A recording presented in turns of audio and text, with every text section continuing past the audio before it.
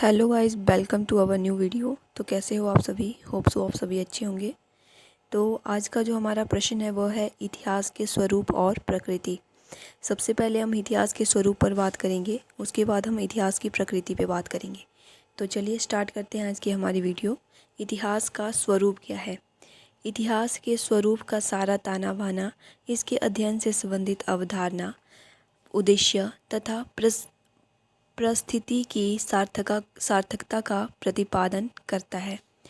प्रारंभ में इतिहास में केवल अतीत के लेखन पर विचार किया जाता था, किंतु समय के साथ इसके स्वरूप में व्यापक परिवर्तन आया।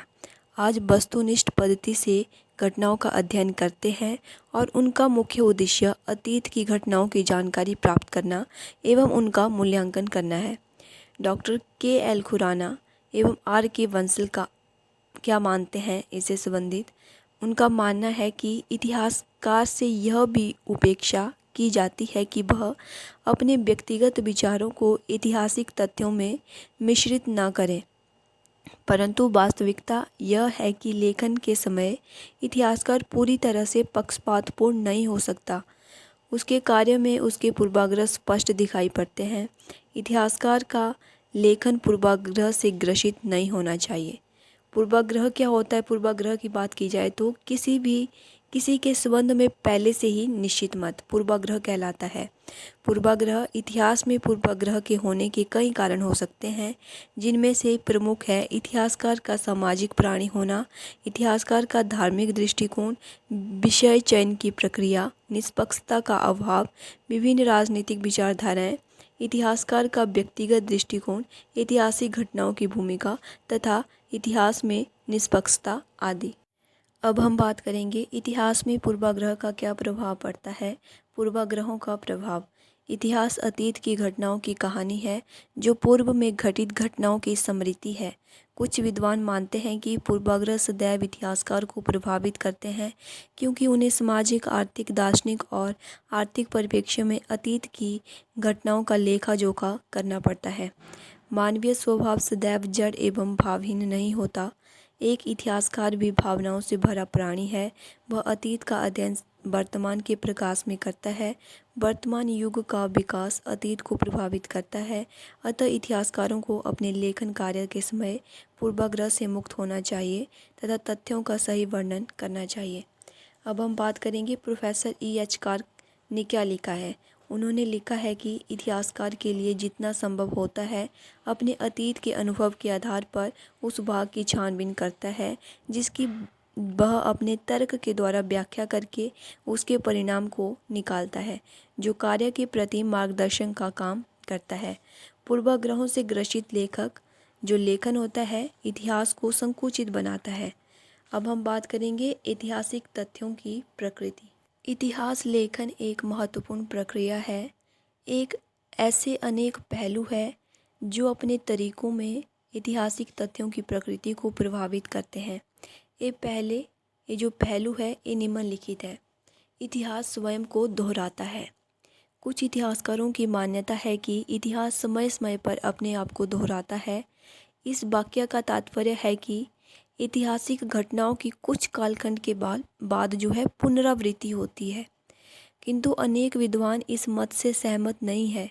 वे विद्वान जो इस मत से सहमत हैं उनका उनकी मान्यता है कि समस्त संसार में मानव मस्तिष्क एक ही प्रकार का है और घटनाओं को प्रभावित करने वाली शक्तियाँ भी समान है।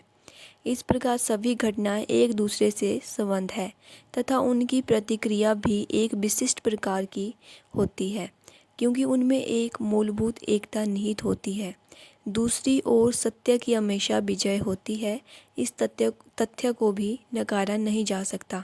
प्रथम एवं द्वितीय विश्व युद्ध इसके प्रत्यक्ष उदाहरण है। परंतु विद्वानों का दूसरा दल मानता है कि इतिहास कभी अपने आप को नहीं दोहराता। इतिहास वास्तव में खुद को दोहराता नहीं, बल्कि गलतियों का इतिहास स्वयं को दोहराता है। ये एक अनुभव इसलिए होता है ताकि उससे हम कुछ सीखें, और यदि हम उससे बस सीखने में असमर्थ होते हैं तो वापस वही गलती करते हैं तथा इतिहास का दोहराव होता है। आइंस्टीन ने भी कहा है कि किसी काम को एक तरीके से बार बार करते रहना लेकिन हर बार अलग परिणाम की उम्मीद करना महज पागलपन है। चूँकि इतिहास की मूल प्रवृत्ति जो है निरंतर परिवर्तन की है। नेक्स्ट हम बात करेंगे इतिहास का चक्रीय स्वरूप। इतिहास का स्वरूप सीधा ना होकर रेखीय अथवा चक्रीय प्रकृति का होता है। कुछ इतिहासकारों की मान्यता है कि ऐतिहासिक शक्तियाँ रैखिक होती है। वे इससे भी सहमत है कि ऐतिहासिक घटनाओं में निरंतरता पाई जाती है एवं वर्तमान और अतीत के मध्य एक जुड़ाव है। डॉक्टर खुराना एवं डॉक्टर बंसल के अनुसार यह निरंतरता ही इतिहास की रैखिक प्रवृत्ति का निर्माण करती है। दूसरी ओर कुछ अन्य इतिहासकारों की मान्यता है कि ऐतिहासिक शक्तियों की प्रकृति चक्रीय होती है।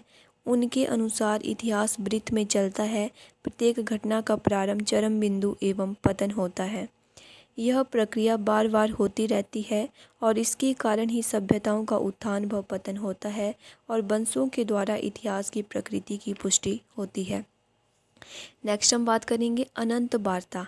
इतिहास मानव के अतीत के अनुभवों का अध्ययन है। इतिहास की एक अनंत वार्ता का विचार E.H. कार ने स्वीकार किया है।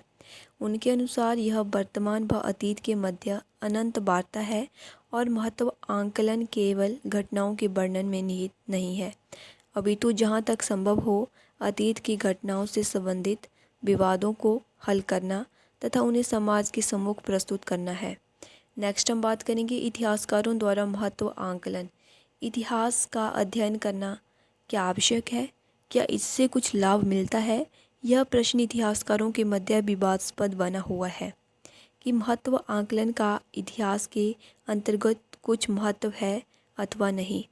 लॉर्ड एक्टन की धारणा है कि इतिहास में महत्व आंकलन वांछनीय ही नहीं अपितु अनिवार्य भी है।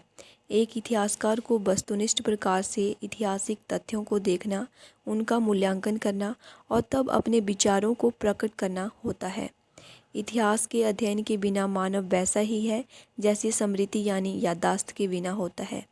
ब्यूरी यह अनुभव करते हैं कि इतिहासकार को अतीत की घटनाओं के पुनर्लेखन हेतु आत्मसंतुष्ट होना चाहिए। उसे तथ्यों को उसी प्रकार लिपिबद्ध करना चाहिए जैसे वे हैं। नेक्स्ट हम बात करेंगे इतिहास का समसामयिक स्वरूप। इतिहासकारों की मान्यता है कि ऐतिहासिक तथ्य एक दूसरे से जुड़े होते हैं। थ्यूसिडाइडस का विचार है कि समस्त ऐतिहासिक तथ्य एक विवेकपूर्ण ढंग और स्थायी रूप से एक दूसरे से संबंधित होते हैं। इसका तात्पर्य यह भी है कि इतिहास पूर्व रूप से संपूर्ण एवं समग्र है। कलिंगवुड की भी यह मान्यता है कि इतिहास का वर्णन करते हुए भी इतिहासकार अपने युग की बाध्यताओं से मुक्त नहीं होता है।